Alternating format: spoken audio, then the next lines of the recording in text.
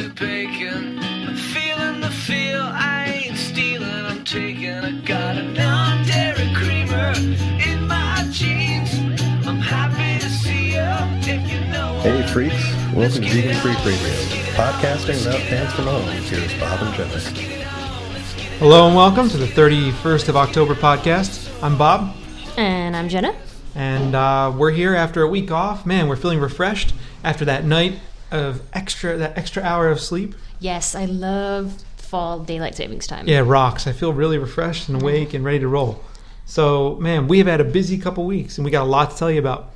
We do. And today's Halloween, and we hope you're all enjoying the holiday. That's right. And I don't know, I'm not going out, are you? No. No? No, I just like to stay here and give candy to the trick-or-treaters. Yeah, I hate when those 15-year-old trick-or-treaters come. They're like, oh, candy. They have I know, a mustache. They don't even bother dressing up. They just want free candy. Yeah, but I mean, it's like, yeah. If you've hit puberty, okay, if you have a mustache, you should not be at my door trick-or-treating. Right, unless you got a really good costume. Like, if you have to shave more than I do, you should not be trick-or-treating. Yeah. Fuck that shit. So anyway, yeah, we got all kinds of stuff going on this week. We got a lot of things on the show. We want to talk about our talk in Boston. Yeah, and we've got a lot of shout-outs that, a lot of them stem from Boston, and for some from our PayPal thingies. Thingies. It's a technical term, that. I can't talk today, apparently, either. I can tell. We're going to follow up on the cheese addiction thing. That was a big hit with a lot of people. We got a lot of email about the cheese addiction. And we're going to follow up on that with a little bit of a talk about Rennet. Rennet. Rennet. Yum. Yes, and then we're going to talk about Omega-3s, because people keep asking us this, and it's driving me nuts, so I finally looked it up. Okay, so, I don't know. I keep hearing, what about Omega-3s? Oh, fucking hell. Then we got a musical interlude of a suggestion from our forums. Yes, and then we're going to talk after the music about some really scary shit about the avian flu. We mentioned it in previous podcasts, but we're going to talk about it some more in detail. Yeah, and a good book about the avian flu that we highly recommend that everyone check out. Then we're going to talk about this. Jenna's going to rant and rave about a commercial that she can't stand. Yes, it has to do with protein. Protein. But chicken protein in particular, right? Yeah. Then we're going to roll for you an interview that we did with two folks. Well, two folks were at the Boston Food Fair. The one woman works for Earth Shoes, and we said something about Earth Shoes a couple podcasts ago. And apparently, we were maybe a little too hasty in some of the things we said, so we have an interview with the one of the folks who works at Earth Shoes and another cool person, Janelle, who we will talk about in a moment. Then we've got a bunch of voicemails to roll. We got a couple here. And then we have some advice on voicemail as well, because people seem to have a hard time with our voicemail system. Yep. So, and then we're done? Then we're done? Yeah. And then I go and grade exams. Yay! For the rest of the day. Me too. My God. And it's such a beautiful day outside, too. It's such a shame. It really is a nice day. And but we've been doing our kind of winter preparations. Yesterday we bought a bunch of carrots and we have a bunch of apples, and they're out in the cold now, and we have all this stuff all these supplies laid in for juicing for the winter. Yeah, it's actually one of the good things about living in the middle of nowhere. We're just driving to the grocery store, and it's this random gas station in the middle of nowhere where there are these huge bags of carrots and huge bags of apples that some farmer just brought by and for selling. They're real cheap. Yeah, they were really cheap. I think they might be for horses though. Well, I don't know, but they're edible. I mean, yeah, horses, vegans, whatever. Yeah, exactly. So horses are vegans, so we eat the same stuff, right? Right. So the apples, I think, were just ones that had fallen off the tree, so they're a little bruised but good. Yeah, isn't there some kind of thing about that person just fell off the truck or something? What is that? I don't know. Falling off the wagon's one thing, but it's like you say someone just fell off the truck or something, isn't that like a way to bust on somebody? You just fall off the turnip truck or something like that. Something like that. Yeah, well, these just fell off the apple and carrot truck. Right. So, but actually, where I grew up, if you say something fell off the truck. You okay over there? Yeah, tickle my throat. Ah, tickle in your throat. We don't have a cough button, so. No, we don't have a cough button. We're ultra low tech. No, in my neighborhood, if you say something where I grew up, if you say something fell off the truck. Ah, yeah. Yeah, you know what that means. Yeah. It means it's stolen. Yeah. Yeah, I like stuff that fell off the truck. By the way, this is not an endorsement for you to go out and receive pilfered goods. Right. Okay, so getting on with the show here, rather than us just blabbering on and on. Oh, wait, one other thing. What? I made yesterday the peanut butter and jelly sandwich to end all peanut butter and jelly And sandwiches. this did not have tahini in it. No tahini, just a regular peanut butter and jelly sandwich. We ground the peanut butter ourselves. So Yes, this is one of our benefits of our juicer. it's a triple motherfucking decker, man. 3 slices of bread. And I actually had to think about how to make it. I had to decide where I was going to put the jelly, where I was going to put the peanut butter, how it was all going to work. But it was a thing of beauty. I woke up and I decided I need a peanut butter and jelly sandwich for breakfast, and I made it, and it's beautiful. Yes, you even have pictures. I took pictures of it. It's God's own PBJ. Yeah. It is. It's beautiful. It's gorgeous. Lovely. I'll put a picture up of it. So, but I can make good PB&J when it's not tahini involved. Right. Yeah. He always double checks the label now. Oh, do I ever? I would have been so sad if I wasted 3 pieces of bread on my triple decker. And that was the end of the jelly. Too. Oh, I used so much jelly. I probably went into some kind of sugar shock, man, from all that jelly. It was Yep. fucking righteous. It's good though. All right, well, let's get on with the show. We've got some shout outs to get to. We've got we want to first give some major props to people that have been kind enough to divert funds from their account into our account. So these are our donators, and we wanted to say thanks. And these are in really no particular order. First, I want to say thanks to Graham King. Graham is he's a Scot, but he's living in DC, so he's definitely not crap. Right. And he has a question that I think we should put out there. He kind of raises to me, what do you think of seaweed and sea algae? I have no problem with that. I mean, you can eat that stuff, right? Right. It's like a plant. Yeah, to me, that's a plant. He said, what about oysters? I've had a few discussions with people about oysters. They feel pain. Are they in between fish and algae? I don't know about that. They don't have a brain like fish or shrimp or lobsters. They don't move. They essentially just grow in mud against rocks. Do they have a central nervous system? I think they do, but I'm not sure. I'm playing devil's advocate here. Actually, one thing I thought Eric Marcus's Vegan The Ethics of Eating didn't touch on was fish and shellfish. Not that I needed that to understand the cruelty and intensive farming environmental aspects of them and all that. So this is a question, how do you all feel about bivalves, Besides the fact that they're extremely nasty. Yeah, well, they're also essentially shit eaters, right? They just kind of suck up whatever's around on the... Yeah. I don't know. Do you think they feel pain, though? Pretty sure they have a rudimentary nervous system, don't they? They must. I mean, otherwise how would they be able to react to things in the environment? Yeah. That was biology class a long time ago. So if our resident molecular biologist is listening from our forums, please help us along here. But I'm nearly positive... Because one of the things, I always hated shellfish, always. Mm-hmm. It's always been grossed me out, just because the texture is just, ugh. Anyway. Yeah. But what really sealed the deal for me was after taking biology classes and learning about, basically you're eating the entire organism, their digestive system and their excretory system. You're eating the whole thing, and it's really disgusting. You're eating the bits and the shits. Oh, yeah. Oh, yeah, you're eating everything. So, personally, I don't eat that crap, but... And then you have to, it's a lot like lobsters, you have to keep them alive until you boil them, right? Right, absolutely. So, they don't scream like lobsters do, but... Lobsters don't really scream. Well, they make high-pitched noise when you boil them. But they also clank against the side of the pot. Yeah. Has anyone read that David Foster Wallace article that was in Gourmet? I think it was in Gourmet. Yeah, it was in Gourmet magazine. It was kick-ass. It was really good. PETA has a site where you can go download the PDF of it. Just type in David Foster Wallace lobster or something, and you'll find it. And if I remember, I'll put a link to it, but I probably won't remember. Because it's the way I am. All right, we also need to say, so if you have any comments on that about lobsters, and we know lobsters feel a lot of pain, actually. If you have comments about oysters and things like that, get in touch. Let us know. Mm-hmm. Let Graham know what you think. Also, we want to say thanks to Amy Ellis. She wanted us to talk about, she wanted us to direct Arizonan listeners to the Arizonans for Humane Farms website, which is www.yesforhumanefarms.org. She said that they're working to get a measure on the next fall's ballot to ban gestation crates and veal crates in Arizona, and that'd be a good thing. Mm-hmm. Absolutely, that'd be a good thing. Sure. We also want to say thanks to Ida Fung, who really helped us out with a very generous donation to our DreamHost account, which will help us cover a lot of the bandwidth that we incur. And Ida has some really kick-ass cat pictures. Oh, yeah, they're so cute. She gave me permission to post one. Oh, excellent. You'll see. It's so cool. You have to go look. Yeah. It's a cat in a sweater. It's so cool. And the cat looks really badass, too. The cat's like, this is my sweater, motherfucker. Yep. That's right. But Ida and her significant other rescue a lot of animals from the street in Toronto where they live. And they've got a big group of animals they live with, and they do really generous work taking in these animals and kind of bringing them up to health and supporting them throughout their lifetime. So she and her significant other are doing really incredible work in their own little corner of the world, and that kind of stuff is really to be, really cool. Excellent.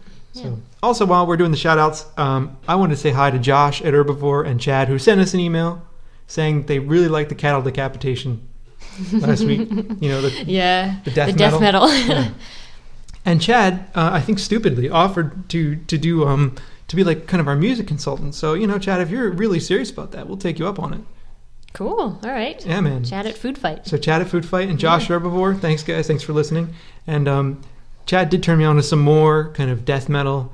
It has something to do with pit bulls. I can't remember the name of it now. But I played it the other day and I heard some of it. And the dog went absolutely bonkers, man. He went crazy. And Chad said his dog goes and tries to bite the speaker when it comes on. So if I can get that on a future show, I think I will. Excellent. Yeah. All right, now turn it over to Boston. Boston. We need to thank Mark Patrick, who we met in Boston. Well, we should talk about Boston. We are going to in a minute. Oh, okay. We got a lot of people to thank first. Yeah, all right, let's do that. We met at Boston, and they're just really cool. Mark Patrick, who introduced us actually to Boston, and who's donated money to PayPal twice, and has been incredible and very, very helpful, and I think was also instrumental in getting us to Boston. Yeah. So we had lots of thanks. It was great meeting you. Yeah, it was cool to meet you, man. And we also want to say thanks to Janelle LaRue and to Jen Manel. Jen Manel works for Earth Shoes, and she was kind enough to hook us up with something cool. Yeah, so thank you. Absolutely. And Janelle was very kind to send us a donation after Boston, and that was excellent because it helps us a lot, actually, with the show. And she wanted to talk about a place called Simple Treats. Do you know anything about Simple Treats? Yeah, I've heard of them, and I think I put them on our list of resources. Yep. So, are they in Vermont or are they in Massachusetts? I guess we should have done some research before the show. Anyway, vegan baked goods. Yeah, apparently her sister's roommate works there or has something to do with it. Cool. So, anyway, yeah. So we wanted to we'll put a link to Simple Treats in there. I also want to say hi to Lee from Good Baker. Lee bought our book a while ago, and we corresponded with him a little bit before the show.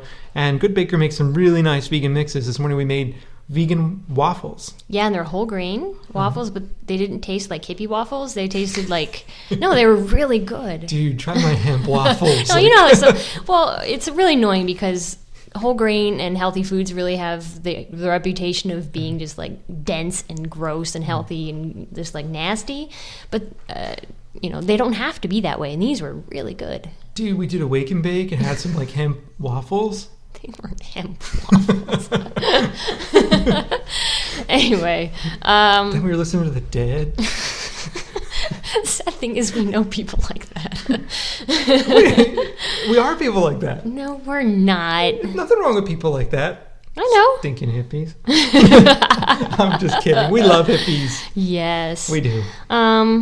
No, you totally made me lose my train of thought. Thank you very much. Anyway, I wanted to thank Lee because he gave us some of these mixes, and we bought some mixes, and they're really very good for if you're in a hurry or if you don't have a lot of time and you want to make some baked goods and they're vegan. Yeah, man, they're really good. So what else? So I think that's it for our shout-outs. We also want to, of course, thank all of the people. We met other people there as well. I think we met someone named Erin, who is a student at Northeastern University. Yay, very good. Right? Yeah. Trying to dig back into the memory there. And it was cool to talk to Erin. We talked to Erin for quite a while and, got to find out what it's like, being Erin. And we talked to some other folks, too. We talked to a guy named Al, I believe. Al? Al. On our way out, remember Al? Yeah. No, you don't remember Al? Yeah. See, I remember the people's faces. I'm fully blanking on the names. And I'm blanking on a couple names. And here's the thing is that there was someone there whose book I signed, and you came in with your own copy of the book, and it was really cool to meet you, and we talked for a second, and you were instrumental in getting us to Boston. I know you were, but I feel like a complete asshole because I forget your name. Yeah, me too. So, yeah, we were in the car on our way out saying, okay, we got to remember this name, this name, this name, and I was like, shit, I can't remember her name. So there you go. I'm really sorry. But can you email us, please? Yeah. Please email us and tell us, and we will be sure to give you a proper shout out. Yeah.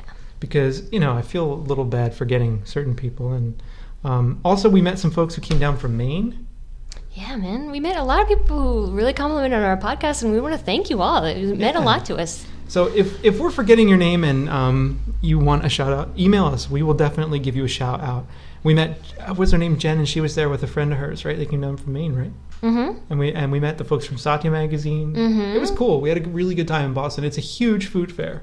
Yeah, it was crowded. It was incredibly packed. We had to leave a couple times just because there's so many people there. We just had to go out and get some air, but it was very good to see that many people there.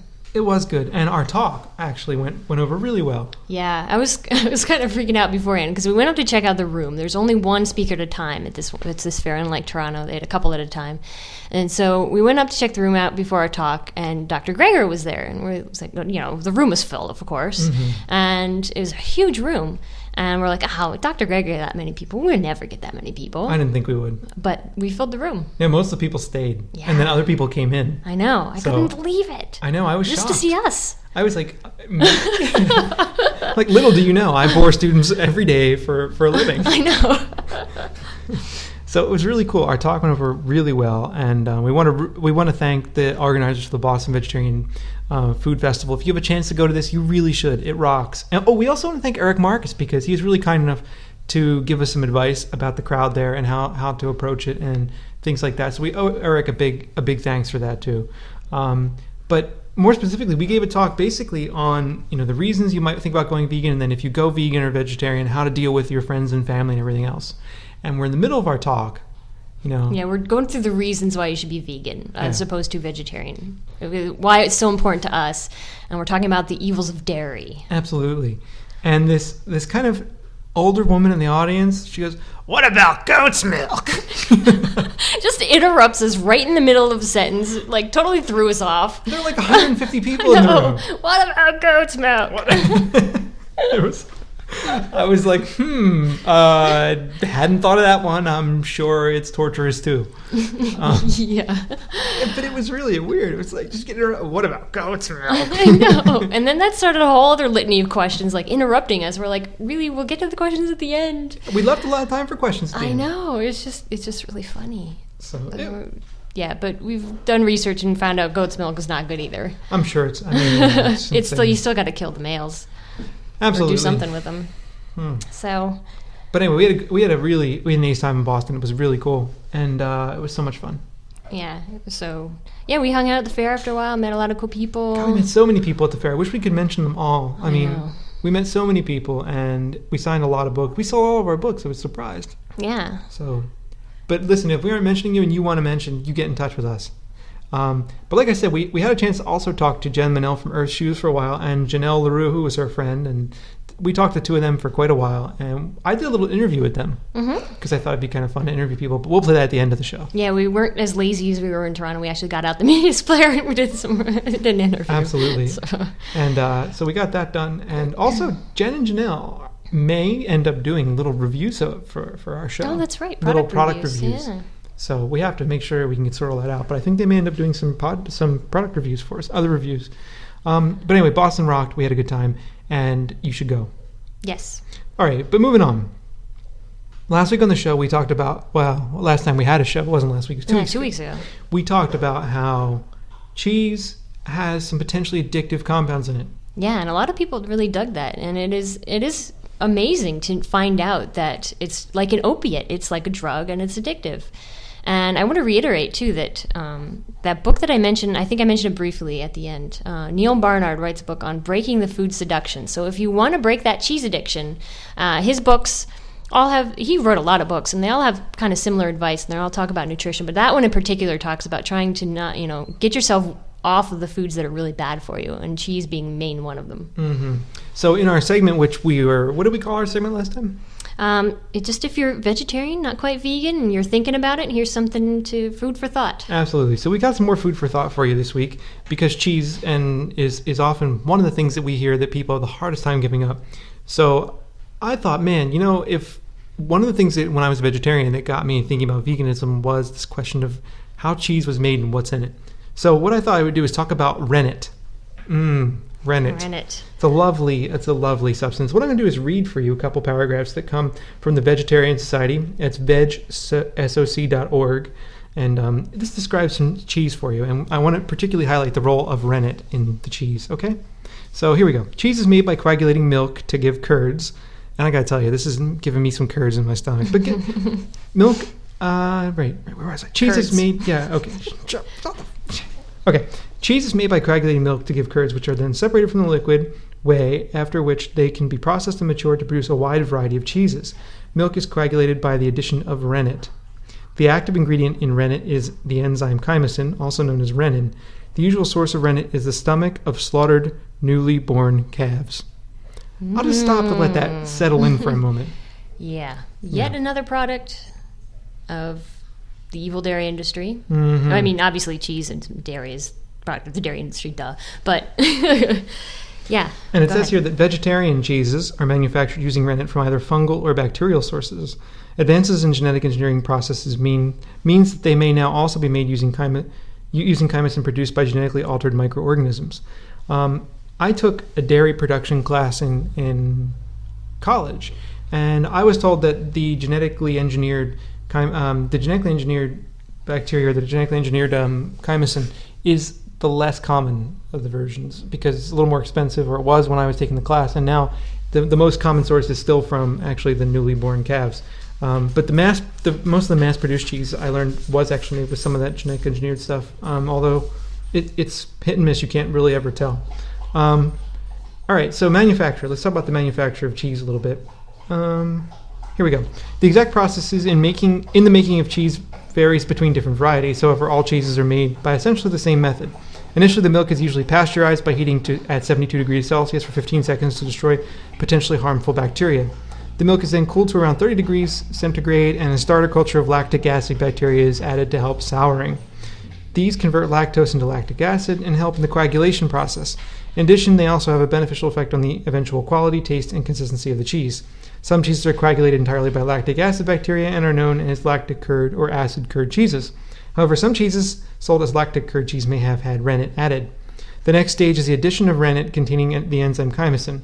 Rennet is usually sourced from the abomasum, forestomach of newly born calves. Here, chymosin aids the digestion and absorption of milk. Adult cows do not have this enzyme. Chymosin is extracted by washing and drying the stomach lining, which is then cut into small pieces and macerated in a solution of boric acid and brine at 30 degrees Celsius for 4 to 5 days. Yeah, it's making me, so hungry. Pepsin may sometimes be used instead of chymosin. This is usually derived from the abomasum of grown calves or heifers, or less commonly pigs. Pepsin may be mixed with calf renin. Rennet coagulates the milk, separating it into curds and whey. This is called curdling. Chymosin breaks down the milk protein casein to paracasein, which combines with calcium to form calcium paracaseonate, which separates out. Milk fat and some water also becomes incorporated into the mass, forming curds. I feel a little bit of food coming up in my esophagus right now. No, I'm just kidding. The remaining liquid is the whey. The strength of the different rennets can vary, though usual strength varies between 1 to 10,000 and 1 to 15,000, i.e. 1 part renin can coagulate 10 to 15,000 parts of milk. Other substances may be added during the cheese making process. So basically we just wanted to kind of clue you in to how cheese is made and what's in it. And rennet is one of these real issues. Yeah, and really doesn't even make cheese vegetarian. Right. Because you're using the animal proteins to make it. So unless the cheese is labeled as a vegetarian cheese, you can't know for sure that rennet in that cheese is either a genetically engineered rennet or a rennet from a bacterial or fungal source, unless it's labeled as such. Right. So even if you're a vegetarian, an ovo-lacto-vegetarian, and you want to not have any kind of participation in products that are about the death of animals, and we'd argue to you milk in general is about that, but even rennet itself contains essentially meat byproducts. Yeah. That's pretty disgusting. And the whole fact that it has to come from baby calves, it cannot come from adults, is just really bothersome to me. Yeah. So there's another thing for you aspiring vegans to think about, or ovo-lacto-vegetarians. And we're not critiquing you. We think you should go vegan. But hey, whatever. We just want to put that on the table. Yeah, I think the more information you have, the better. It's like those things on TV, the more you know, with little Sean stars shooting through the sky. Right. Sorry, apologies to our non-North American listeners. Yeah. Okay, so enough on the rennet. We also, one of the things that came up for us when we were in Boston was someone asking us about omega-3s. Yeah. We get a lot of nutrition questions, which is kind of funny because we keep telling people we're not nutritionists. We don't even play one on TV. But people continually ask us nutrition questions even after we tell this to them. We told people to stay for Dr. Greger, but anyway, we know the basics. In order to get by, we know the basics, that you need to know as a vegan to stay healthy. And the thing that really comes out of everything I've learned is don't eat the same shit every day. Get a variety of things in your diet and you'll be all good. Yeah, that's pretty much the case thing. Just eat a variety of stuff. Don't only, like our friend, the vulgar vegan, yes, don't only eat, Casey Masterpiece barbecue potato chips and Coke. Right. That's not good for your diet in general. But people keep asking us about omega-3s. Where am I going to get my omega-3s? And I keep thinking that, who the hell cares? I never think about I omega-3s. know. I don't either. But I'm wondering, why is everybody asking this question? And so I looked it up because I thought, well, rather than just dissing everybody, I'd look it up. So I went to the Physicians Committee for Responsible Medicine and looked up essential fatty acids. They have these actually really informative little PDFs that you can download. And so basically the body can synthesize all the fat it needs from the foods you eat except omega-3 and omega-6. Okay? So you can't get these unless you eat them. And apparently they're really good for your normal functioning of all tissues of the body, according to this. So, and if you don't get them, you can have some liver damage, kidney damage, that kind of thing. For real? Yeah, they're decreased immune function, depression. Interesting. So, most people think you can only get the best ones from fish, but that's obviously not true. Let's see. Omega-6 is one thing you can get. Omega-6 can be found in leafy vegetables, seeds, nuts, grains, vegetable oils. Peanut butter and jelly. Yes. More rare oils, too, you can get them from, it says. Rare oils? Like blackcurrant, borage, evening primrose, and hemp oil. Hemp. Omega-3s. You can get these from green leafy vegetables. Just eat your green leafies. They're really good for you. So lettuce, broccoli, kale, spinach. Okay, you can get them from legumes. They're really high in uridol, which is really interesting because we eat that all the time. I love uridol. I know. So other beans, kidneys, navy beans, pinto beans, lima beans, split peas, that kind of thing. Eat your beans. Yes. Citrus fruits, melons, cherries, and ground flaxseed, which has the highest concentration. So just eat a variety of things. Eat leafy greens. They're really good for you. They have calcium. They have vitamins. They have omega-3s. Absolutely. So I don't know. I don't think I heard people ask about eggs and things. You need to eat eggs to get your omega-3s or fish. What do you get? Why would you eat eggs and fish and all that stuff when you could certainly eat a variety of vegetables that have no suffering involved and still get all of your omega-3s? Indeed. And as this very informative pamphlet says, some people may have heard that fish are good sources of essential fatty acids. However, the high amounts of fat and cholesterol and the lack of fiber make fish a poor choice. Fish are also often high in mercury and other environmental toxins that have no place in an optimal diet. No place. No place. Absolutely. So, there you go. And, industrial fish production is or fish farming is actually fairly damaging environmentally. It is. Yeah. And then, of course, overfishing is the problem with fishing in general. And then if you live in North America, you can't, there's like an advisory where we live that basically says, do not eat more than one fish a year out of any of the water around here. Yeah. That's fucked up. And what is even more fucked is that you see people still fishing. I know. Why? Why? Because you can't eat it. It's fun to catch a fish. Oh, yeah. Okay, whatever. I don't know, man. But, you can't because of mercury. And, I don't know. It's just crazy. So omega-3s. If you're not going vegan because of omega-3s, come on. I know. I think people keep asking me all these nutritional questions partly because they don't know. Yeah, and obviously I didn't even know because I'm just like, I don't know. I buy enhanced soy milk. It has omega-3s in it. Whatever. Does it? Yeah. Wow. So I'm like, well, I don't know. But anyway, so I totally lost my train of thought. Sorry. It's okay. I'm being bad. But anyway, I think a lot of these people come up with these kind of questions. They're just looking for an excuse as to why they have to continue their diet. Maybe. Honestly. Well, I don't know. Some people. Could be. Some people. Might not because be. some people then insist, oh, well, I have to eat fish. Or, no, well, then I have to eat eggs. Or, then I have to eat chicken. They come up with these excuses because, oh, well, it has this nutrient that's really important. Whereas you can get everything you need except B12 from plants. Mm-hmm. Word. So on that note, maybe we should get some music. Yeah. Stop talking about nutrition. I realized I fucked up. Why? Because I didn't write down the name of the band and the name of the song. And I forget who it is. Well, we'll play it and then we'll tell people afterwards. How's Absolutely. That's what we're going to do. that? Okay. Now, your red meat food group, you want to make sure you have 3 servings a day to satisfy this food group. Breakfast, you're going to have bacon, sausage, something of this nature. Lunch, a hamburger, pork sandwich, something like this. And then dinner.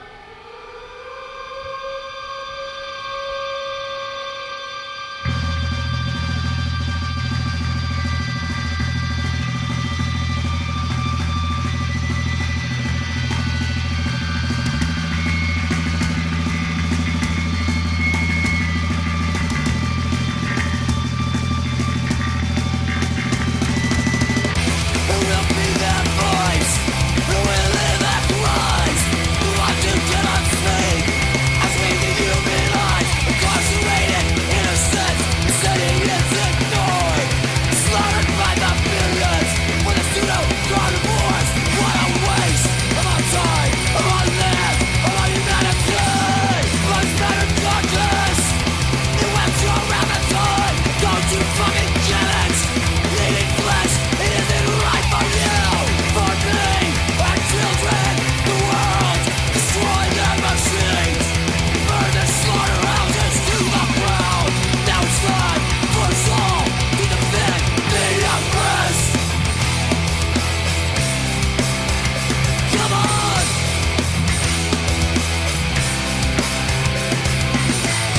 Made it better, fully consumed and dead and rotting, products of violence. We've got to make that change for you, for me, for children, the world.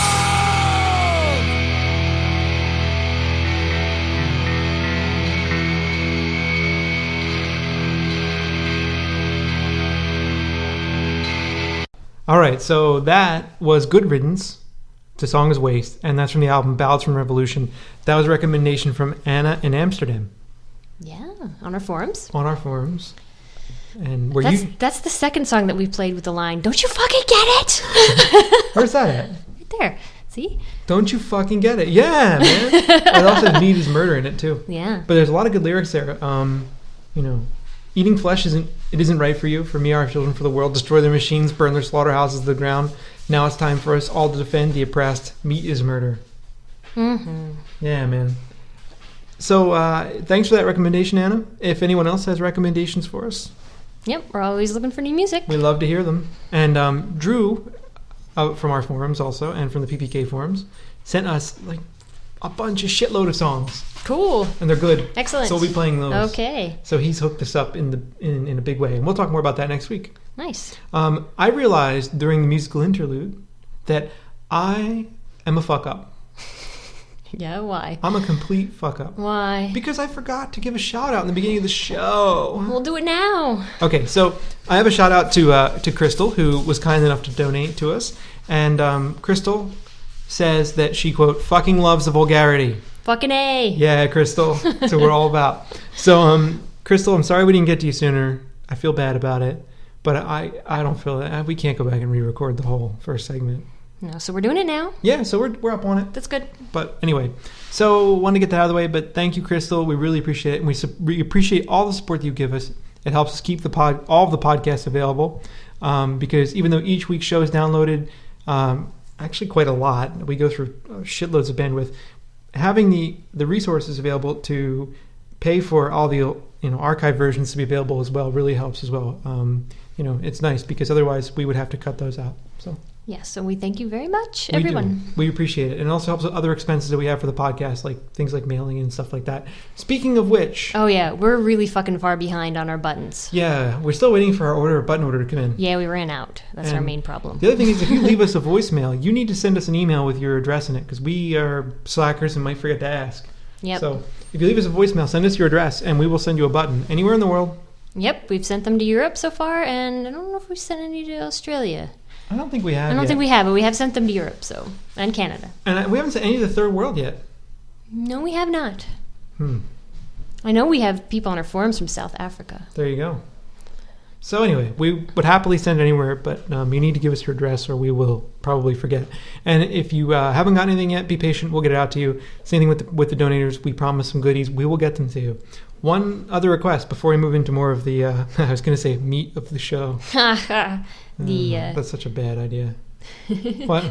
The fake tofu? meat. The tofu meat. The seitan? Yes. The Boca burgers. Okay. Oh, fuck. Now I forgot what I was going to say. See, we keep doing this. We keep losing our train of thought because we get off topic. I don't have enough omega-3s. Oh, yeah, me. What was I going to say? Oh, T-shirts. Does anyone have a good recommendation for a cheap T-shirt printer? We want to print some T-shirts to sell and maybe to give away, maybe as prizes and things. But I want to do sweatshop free T-shirts, but I don't want to spend like $8 gazillion doing it. So if anyone has good recommendations for a place where I can get sweatshop free silk screening or whatever, vegan screening of some kind or another, let me know. Right. Okay? Yep. Email. Email. Homestar Runner, man. Oh, yeah. But now on to more serious topics. Yes, more serious topics. The avian flu. Fuck the avian flu. Jesus Christ. I'm fucking scared shitless about this thing. I'm not. I'm going to get my gun, lock myself in the house, and shoot anybody that comes near me.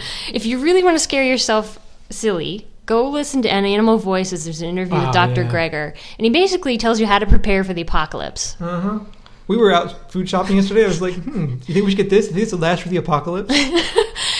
Actually, one suggestion we have, if you were preparing for the apocalypse, go to one of those stores like Costco or BJ's that has things in bulk. And just because they have huge things of water, we got like 6 packs of Goya beans, and they have canned tomatoes, they have canned goods galore. So go stock up. I can't wait till the apocalypse comes. We sit on the kitchen floor eating Goya black beans out of a can. That's better than starving to death. Yeah, I know, but... fuck. So, but around here, we actually need to stock up for the winter in case the power goes out anyway. So. That's actually the thing that I'm more worried about is the power going out, because where we live before, it's been the middle of the winter, the power's gone out. It's been like 3 and 4 weeks before it's been restored. Yeah, we had a mega ice storm here. We luckily weren't living here at the time, but apparently they had quite a big ice storm. It's pretty scary when it's like negative 30 Fahrenheit outside and the power goes out, because your ass is going to freeze. Yep. So anyway, speaking of death and destruction and things like that, the avian flu is a complete, utter and total triple Mongolian clusterfuck coming into being right now. And I think we need to pay some attention to what's going on. But what I think we also need to talk about is that, and we wrote about this in our blog at veganfreaks.org, there's an entry there, and I don't want to repeat a lot of what I said there because you could just go read it rather than listening to me going, avian flu, whatever. But I think we're playing essentially with a loaded gun here, is that we're right on the edge, I think, of this big thing, and it's really dangerous, and I think it'll just be a matter of time before it jumps the species barrier and gets into humans. I mean, gets into humans, it could be spread human to human. Right now, it's already jumping to humans. Right. And we've mentioned this before, and something that completely fails to get mentioned in the press is that this is the result of factory farming of chickens for both egg and meat production. I mean, it comes directly out of the fact that you have to pump antibiotics into chickens because they're kept in such horrible conditions. It comes out of the fact that there are just so many chickens in there. And the reason it's in Asia is that we passed the factory farming methods on to Asia. Absolutely. And that's the thing we need to start, I think, making people more aware of, is that this is part of the problem, at least, is potentiated by factory farming. And we need to think about how that is implicated in the whole thing. And it's a really, the whole thing about there being a global pandemic is a very complicated issue because it depends on a number of different factors. And some of those factors are of course, related to medicine and health. But other factors are related to, of course, the condition of global poverty around the world. And this is why I really like Mike Davis's new book called The Monster at Our Door. I highly recommend this book as a way of understanding what's going on with the avian flu. Mike Davis not only explains for you the science behind the avian flu so you can understand how these mutations occur and what needs to happen in order for this to become a pandemic, but he also highlights the intense animal agricultural production of it, in some, not in a huge way, but in part of it. And another part of the book, he also talks about how there is a human element to it, to the spread of a pandemic, that relies upon class disparities and upon global inequality that would help this thing to move around the world even faster than it already has. So the book is so strong on a number of levels, and it's really good to look at. And he compares it to the 1918 flu, and it's really worth really worth checking out. I highly recommend that book. Yeah, I'm a little afraid to read it, actually. It Yeah. would scare me a little further, but I stopped reading before I went to bed. Yeah. I mean, I used to read it before I went to bed, and I would dream about the avian flu all night. It was Great. Like, woo, fun. yeah. So there's also, if you don't want to pick up the book, there's an interview with him on Democracy Now! Oh, that's right. They have a podcast, and it was on like the 19th, I think. I think it's the 19th. It sounds about of October. So you should check that out. It was a really good interview because he is one of the few people that's been interviewed in the media and who writes in his book and talks about both factory farming and the human oppression that leads to these kind of things. So Absolutely. So yeah, the avian flu is. I'm just afraid it's coming around the corner, and I think if it does come, it's going to be pretty scary, pretty intense. I know. When we were in Boston, we went to a Chinese restaurant, and there was some of the free newspapers sitting outside, and I picked one up and had a picture of a chicken on the front and said, "You're all going to die." I'm like, oh, great. It's kind of funny in a way because, it's fucking karma's a bitch, Yeah, it is. But we don't need chicken. We don't need chicken, and it can come get us. It's not fair. Well, I don't know. All right, but we wanted to also move on. Another thing I want to talk about very briefly is that totally different topic, but some interactions I've had lately get me to think that people think that we're vegan because we're sentimentalists. Like, oh, look at the cute animal. I just love fluffy, furry little animals. Like, it's something we never grew out of. Like maybe we loved animals when we were kids and we just never grew out of that. And that's not a bad thing. You love animals when you're a kid and you never grow out of it. That's excellent. But I think that there's like this dismissive tendency about it and the idea that we anthropomorphize and all this other stuff.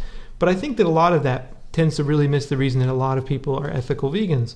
I think part of the reason that people are ethical vegans is because they literally understand that, in fact, whether or not that animal is exactly like us or different from us, it feels pain. And it's not a sentimental calculation. It's a calculation about reducing one's impact on the earth and on animals and reducing the amount of suffering that one causes in the world. And that's not sentimental. I mean, I don't think it is. So what I'm trying to get at here is that I think people think that a lot of vegans are vegans because they're just these like naive, animal huggers. But I think that really misses things by a lot. Yeah, it's like they think we got stuck after watching Bambi. Like, oh no, we can't hunt or we don't want to do any of this because we feel bad. And I think a lot of that has to do too with the feminizing of people who don't eat meat, and they you're not a real man unless you eat meat, and that becomes part of the whole sentimentality that you must have to feel this if you're a vegan. So yeah, it's true. I think one thing we should spearhead here on the Vegan Freak podcast is a convert your Omni lover to veganism. Yeah. Thing. Yeah, because we hear from a lot of people, and it's almost always the women who are vegan and their partner. I almost said pareja. I teach like 3 Spanish classes, so sometimes it gets in my head. So yeah, their partner is usually the one that's the Omni. Yep. So how could what we want to do is we should do a convert your partner to veganism thing, It's really hard, though. I mean, because these people struggle with that a lot, and some people find some sort of great middle ground where they can deal with it, and others, really, I think, wish that their partner would come along. But I don't know; it's really hard because sometimes I think people have told me that they need to hear it from other people why veganism is so important.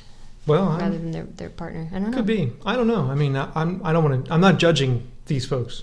No, since it's hard for us to understand because the 2 of us are together, the 2 of us are vegan. Oh yeah. So I'd kill you if you weren't. Okay then. No, I'm kidding. I wouldn't kill you. You just, I would. I don't know. It'd be hard. It would be difficult. Especially because I'm an absolutist prick. Okay. It's the way I am. I would annoy you. I would annoy you to no end if you weren't vegan. I would. This is true. I would every meal probably be like, why aren't you vegan? Why aren't you vegan? Why aren't you vegan? Why aren't you vegan? Are we there yet? Are we there yet? I would. Yeah, you're right. That's the way I am. Right. I mean, with you, like with people who are really close to me. Yeah. So I'm not like that it's not like I go sit down with people who I friends and stuff. I'm like, why aren't you vegan? Why aren't you vegan? No, actually, we never do that. I almost never talk to my friends about veganism. No. My non-vegan friends. Yeah. Yeah. But I've become such a vegan fundamentalist pig that I barely even have any non-vegan friends. We just don't have any friends, period. Yes, he's doing the L sign on his I'm doing the loser sign on my forehead. Yeah, we're kind of losers, but whatever. No, I'm really just kidding around. I think I think it's important to negotiate those things, and I think it's cool that people do it. Yeah. But anyway, moving on. Okay. Let's move on. So there's this commercial Oh Jesus. on the radio. Yeah. It really bothers me. Me too. We listen to Sirius Radio, and it has occasionally some of the channels have commercials, and it's for Tyson. And as most of you who are vegans for ethical reasons know how evil Tyson is. Just overall, and the really horrible thing about Tyson is that they think they're not, or they try to portray themselves as not being evil. But anyway, this commercial is for basically says eat your chicken, and there's other ones that are about bacon, I think. And it's basically have you gotten your protein today? And then they go on that basically setting it up that you need to eat protein to keep you going. It'll help you get you through the day. But even though I'm not a nutritionist and I don't remember a whole lot of my high school biology, I do know that carbohydrates give you energy. Yeah, Last I checked. Yeah. Last I checked. That protein, not a good source of energy. But it's Atkins approved. All right. Atkins is long gone now, isn't it? I think it's on the way out. Yeah? Yeah. People got tired of literally starving themselves? Yeah. Now, every time I use literally, I'm scared. I think the veg head's going to come down on us. There's like a kind of our forum about the misuse of literally, and now I'm like, fuck, am I literally using literally wrong? But anyway, yeah, it's really horrible how they keep portraying keep doing these misconceptions like, oh yeah, you need protein to get you through the day because it'll really keep you going and it'll give you a lot of energy. No, it won't. Try eating some carbs. Carbs will do it for you. Yeah. I eat oatmeal in the morning, man. I feel like I'm ready to go out and, hunt bears and... No, maybe not. Like the 8-year-old? Oh, my God. Yeah, I read about that. Oh, that's really sad. For those of you who haven't seen, there's a news report out that an 8-year-old shot the first bear of the bear hunting season. Where was that? Maryland, I think. Was that in Maryland? Are there bears in Maryland? I don't know. I thought there were just shopping malls in Maryland. There's some rural parts of Maryland. I don't know. I don't remember where it was. The Maryland vegan lobby come down on my ass. Yeah. Well, basically her dad gives her this loaded shotgun and let's go shoot bears. It's not the kind of thing that you would think you'd want to be teaching your kids, but whatever. Well, I don't know. 8 years old shooting bears, very promising future. Like the Colbert Report said. The Colbert Report. For those of you that don't get Comedy Central, and we don't either. Actually, we download them from. We don't do anything illegal. No. A friend gives them to us on tape. Yeah. Mm-hmm. But anyway, the Colbert Report basically said that that'll be very useful for her when she goes to Iraq as soon as she's 18. And it's sad, but whatever. Anyway. Yeah, right. So what else? Voicemail. We get to play our little tune. Yeah. Are we going to do the interview first? Oh, we should do the interview first, maybe. All right. Well. We'll do the interview first. Okay. This is an interview that I did with Jen and Janelle in Boston, and it addresses some misconceptions that I had about Chinese factory worker conditions in the Earth plant in China, Earth Shoes plant in China. So Jen was kind enough to write to us and tell us that we were wrong, and I always like to correct my mistakes. I'm that kind of guy. I'm a good guy. Yeah, I know. Not really, but whatever. I like to correct my mistakes. So we interviewed Jen very quickly. We talked about the food festival a little bit. So here, we'll let that roll for you. Okay, so I'm here with Jen from Earth Shoes and her friend Janelle. Yes. Janelle. And we're at the Boston Vegetarian Food Fair. And I had said a couple weeks ago, or on one of the podcasts, that I was hesitant to wear my Earth Shoes because they were made in China. And I had assumed that, like most things made in China, they were in fact made with some kind of horrible slave labor, but Jen was nice enough to write to me and correct me. So do you want to talk a little about that? Sure. I was psyched to hear, that you liked the Earth Shoes. Oh, yeah. And it's but, they're made in China. I'm like, wait, but there's no slave labor there. It's actually quite nice. And I haven't been there, but many people in our office go there for months out of the year. Our CEO is actually there 4 months out of the year. Cool. And, making sure everything's okay with, not only our shoes, but making sure that conditions are okay. Mm-hmm. And I've seen pictures, and it's like any office you'd go to in this country. So It doesn't seem weird. It doesn't seem uncomfortable. Some people from the China offices actually, did some training in our office near Boston. So. Oh, cool. So yeah, I've met a couple of people. It's nice to hear that there's a kind of a commitment to providing a nice place for the workers and for people in China as well, because I think a lot of times companies just produce stuff and then don't worry about what's going on overseas. Yeah. It's nice to hear that Earth thinks about that. Yeah, I don't think I'd want to work there if it was otherwise. Yeah. How long have you been there? I've been there since February, so approaching a year. Wow, that's cool. And Janelle, what do you do for a living? I work at a print company, Uh-huh. which is not the most environmentally friendly workplace. But Do you print books? we, not like your book, Ah. but while I've been there, I have brought it into greener printing and stuff, brought in soy inks and papers and stuff. So I do what I can, but I need the job. So. Yeah. Well, that's it. I mean, we all need jobs. right? Yes, Exactly. yes. So are you both from the Boston area, or? We grew up in Marlborough. Marlborough. Here, it's about a half hour, 45 minutes outside of here. Cool. Jen lives that area now, but I live in Connecticut. So you live in Connecticut? Yeah. And yeah. you live out there? Yeah, near Nice. Worcester. So what do you think of the Boston Vegetarian Food Festival? We actually just got here right before your talk. Oh, okay. So we haven't been downstairs to eat yet. So hungry. Yeah, I am too. I've been here. I came a few years ago, and it was awesome. Yeah, it's a lot. It's really, really good to check out some new things, and you don't want to pay like $7 for a box of something that might be gross, like fake cheese or something. But here you could find something that's really good, and you get to try it, and then you can go buy it. There are so many people there. I went in earlier. I live in the middle of nowhere in upstate New York, so I'm not used to seeing people, period. Yeah. I went in there, I was like, this is like more people that live in my entire county. No, Yeah, it's really... absolutely. People are psyched for it, and it's a great opportunity to find new things. Somebody walked in with Soy Delicious Oh, yeah. while you were talking, We have to and go I got find that. distracted. Yeah. When I was talking, someone's cell phone rang in the front, and the woman answered it and was talking, and I was like, What are you doing? yeah, I couldn't... I don't think people were listening. Yeah, I know. Not, So you're saying we were boring? no, when they kept asking you questions Yeah. before it was question time. Yeah, That was kind of funny. Yes. that was funny. It's pretty random. It was kind of random, wasn't it? It was. So, and so you both have listened to the podcast before? Yes. Janelle Listen actually to all told of me. them. Yeah. Janelle has told me about the podcast, and then I picked up on it, and I listened to it at work. While You shouldn't I'm say doing that work. on radio. Well, You know what it's okay. listening. Oh, it's okay to listen at work? Yes. I think so. Good. If not, I'll stop. I have my iPod in my pocket, walking But I wasn't around. told. Nobody cares. Yeah, it's not. I'm not hiding that I have earphones on. So Oh, okay. I have earphones on, and I listen to the vegan podcast, and I learned that you're talking about earth shoes, so I don't see how that's bad. Yeah, Earth shoes are great. I mean, I love my Earth shoes. So I'm not wearing my pair just now, but I will Now wear you my have new some. ones. Yeah, break 'em in. Cool. Can't wait. Anything else you want to say about vegetarianism, veganism, anything else going on out there in your worlds you want to tell our listeners about?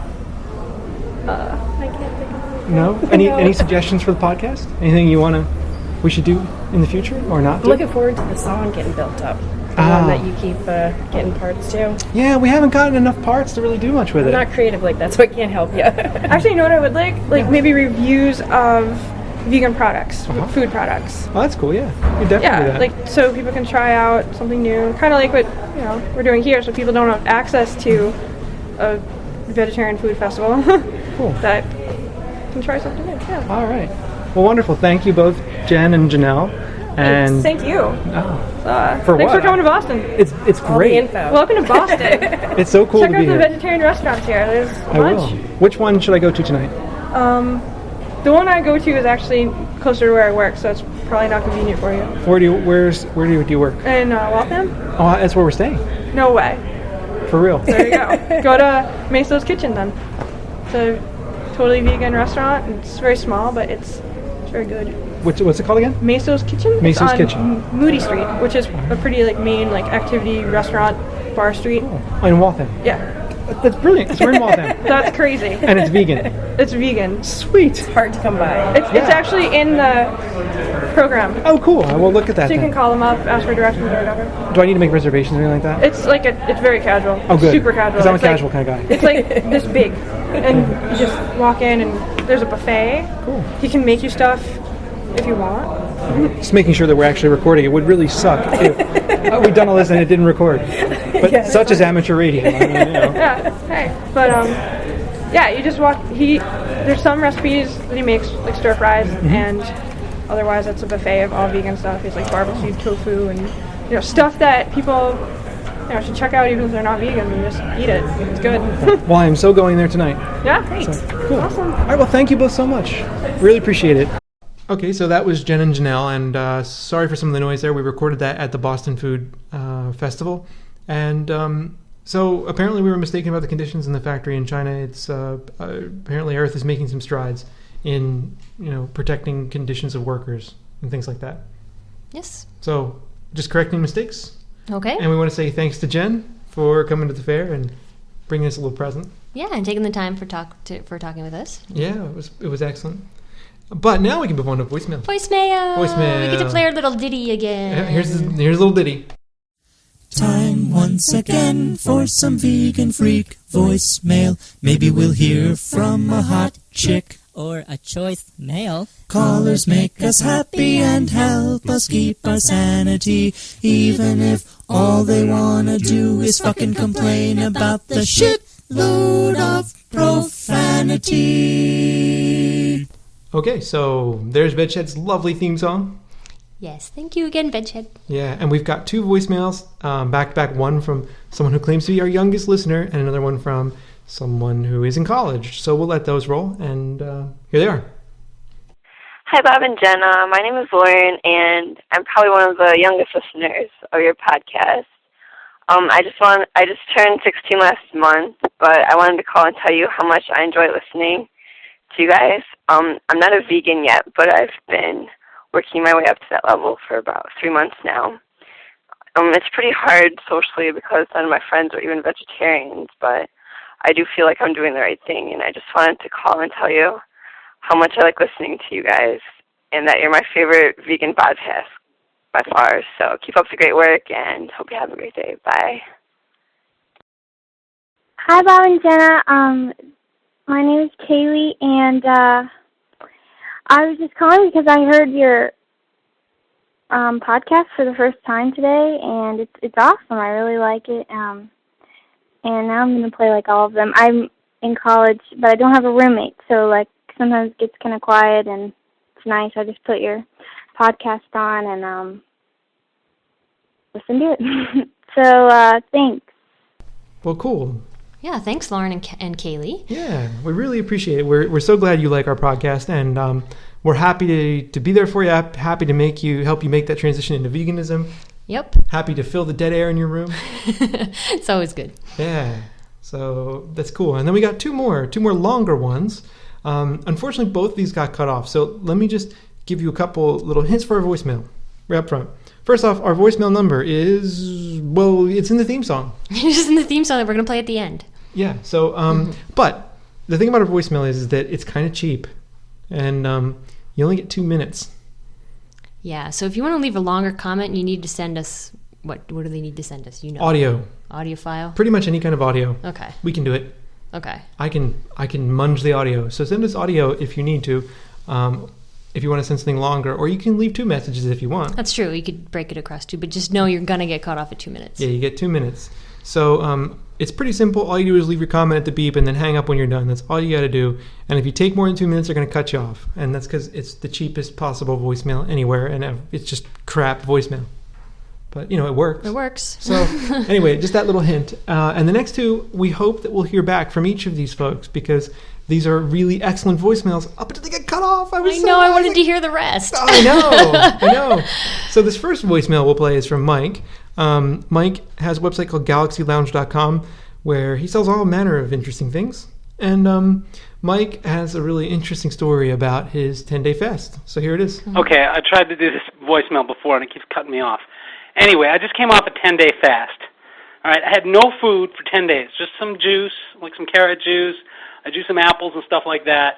I had water, of course, but basically just juice for 10 days, and it was not easy, okay, but it was definitely one of the coolest things I'd ever done.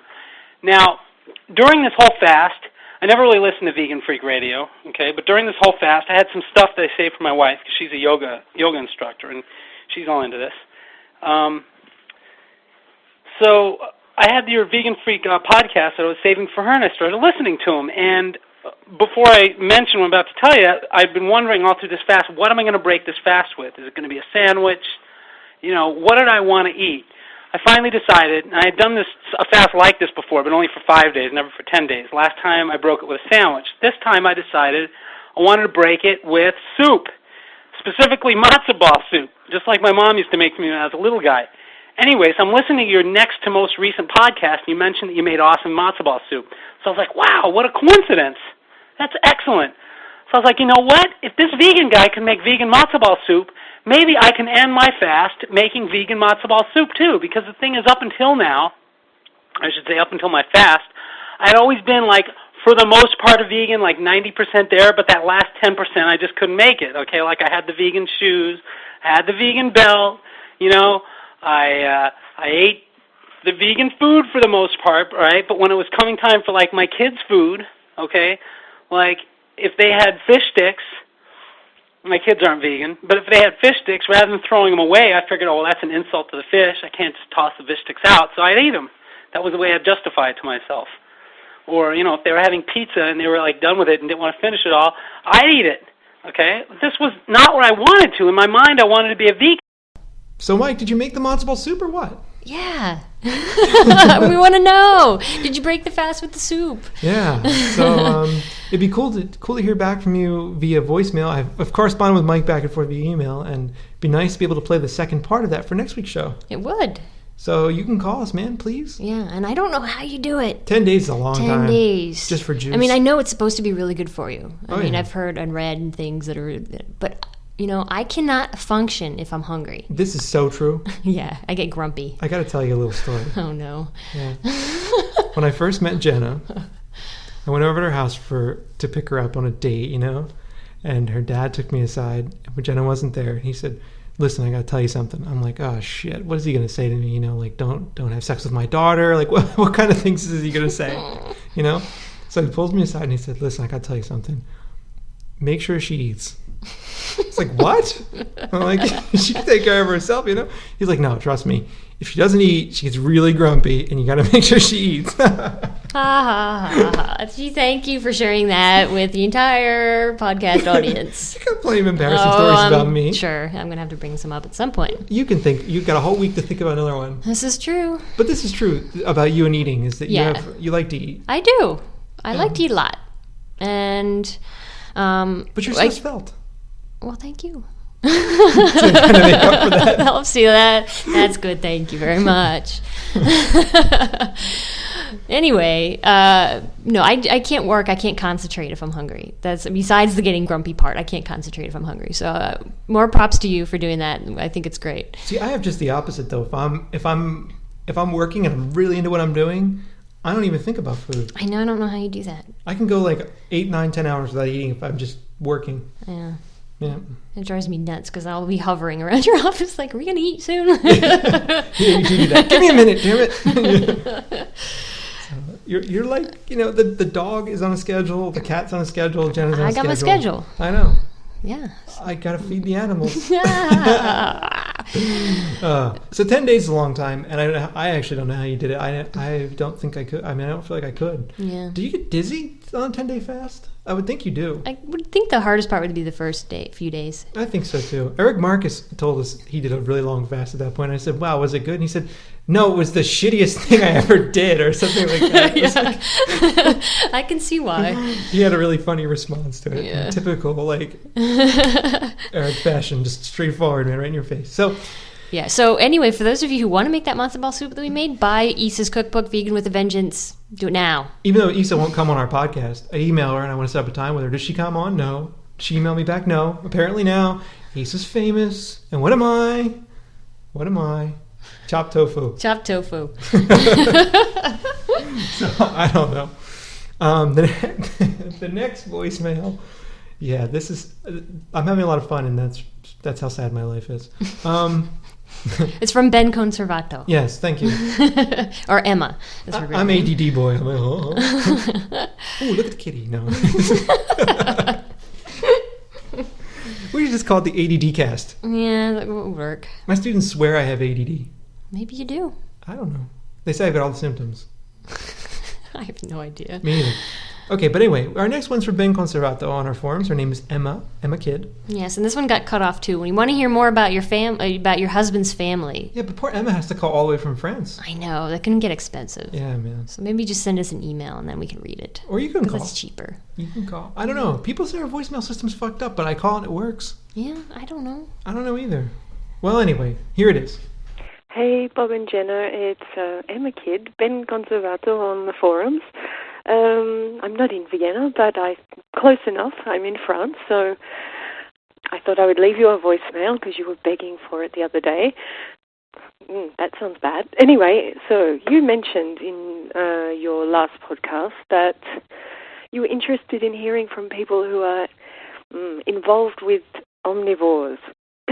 Well, I've never really been in a relationship with any form of non-meat eater, so I married an omnivore, in fact, and he is really the worst type of omnivore because, well, I can blame his nationality because he's French. So he eats all types of vile things that you just don't want to think about, that I would never put in my mouth, even when I did eat meat, but that was a very long time ago.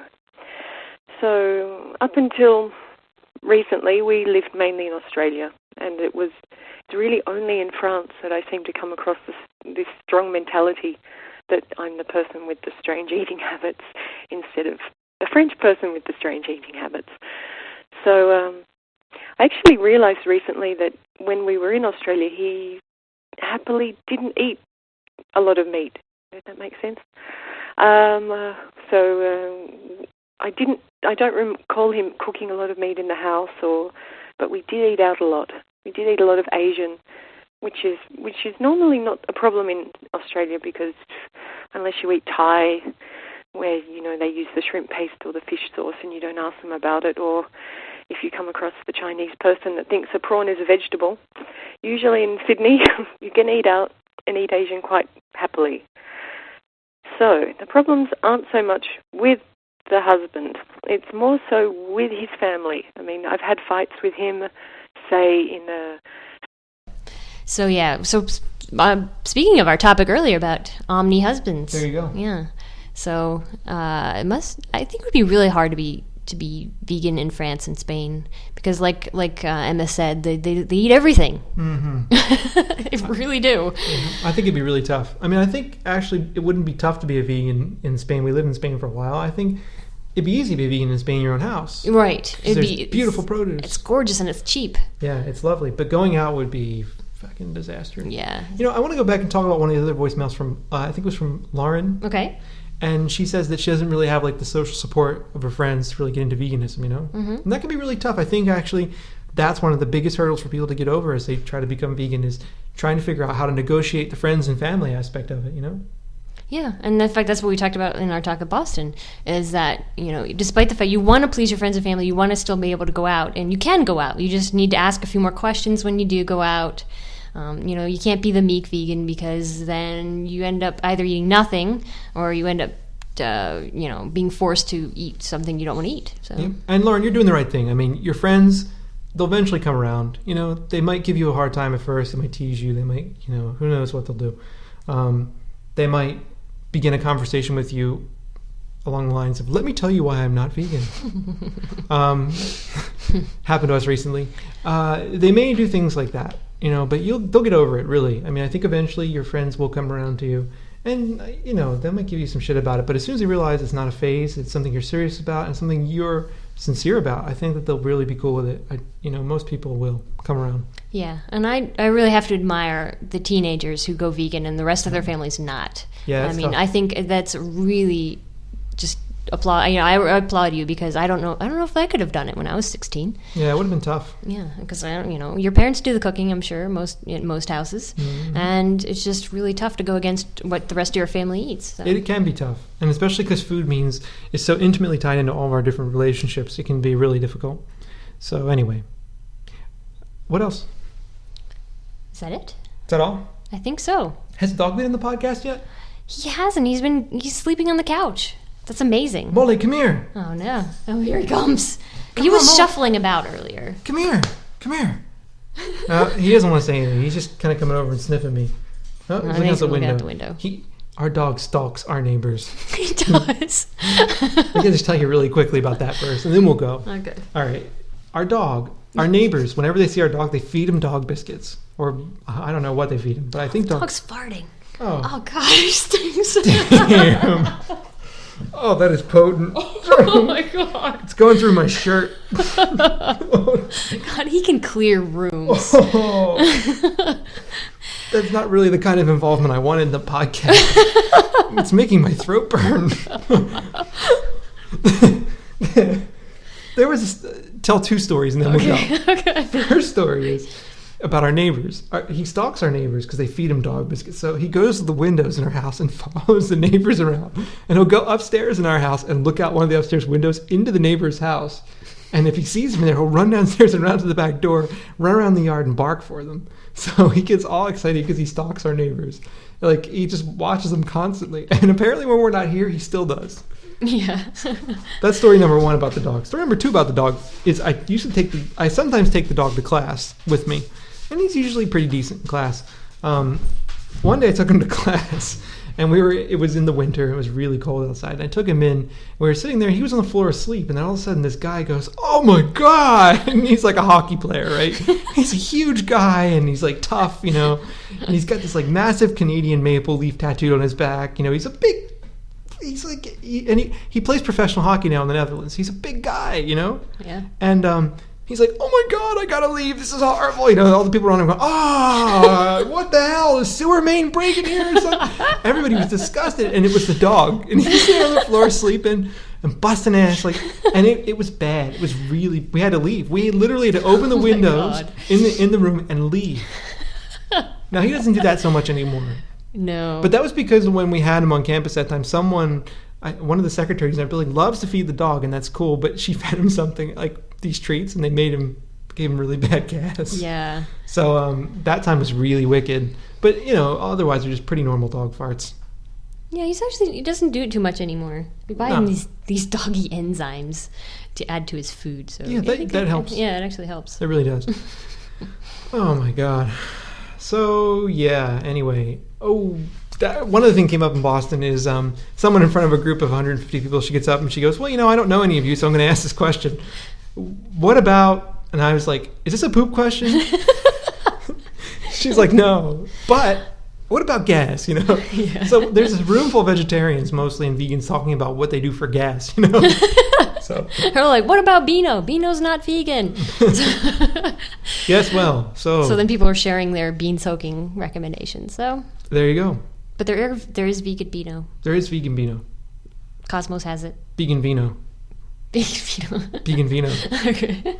On that farty note. Yeah, on that farty note, we're gonna get out of here. I don't know. Yeah, one last thank you to everyone we met in Boston, everyone who sent us money, everybody who sends us emails and voicemails, and all our listeners in general. Yeah, our listeners, vegans rock in general, and our listeners rock even more. Yeah. And the thing is, if we don't write you back right away, we're really sorry. We're trying. We just get sometimes a backlog of email, and you know, it takes a little while to get through them all. But we usually try to get through to all of you. And if we don't, it's not rude of you to send us a helpful little ping, a little reminder that, hey, I wrote you. Do you remember me? So if we haven't written you, we're really sorry. And if we didn't remember your name from Boston, will you forgive us, please? We tried really hard, but we were really tired that day because in the morning we did a radio interview. Oh yeah. Well, I'm waiting for the CD and we'll play it because that radio interview was funny as hell. Yeah. It was a good time. It was. It was with a guy named Verato, and it was really fun, although Verato apparently has consumed human flesh. And on that note, we'll talk about that next week. Okay. If we have the CD from Verato. Let's hope. Okay. So thanks again for listening in. We really appreciate it. Call us with those voicemails. Yep. Don't forget. Take your B12. Happy Halloween. Happy Halloween. And see you next week. Bye. No, Molly, we're not playing now. We have to do the podcast. We have to do the podcast. Molly, do your Wookiee noises. We can't play now.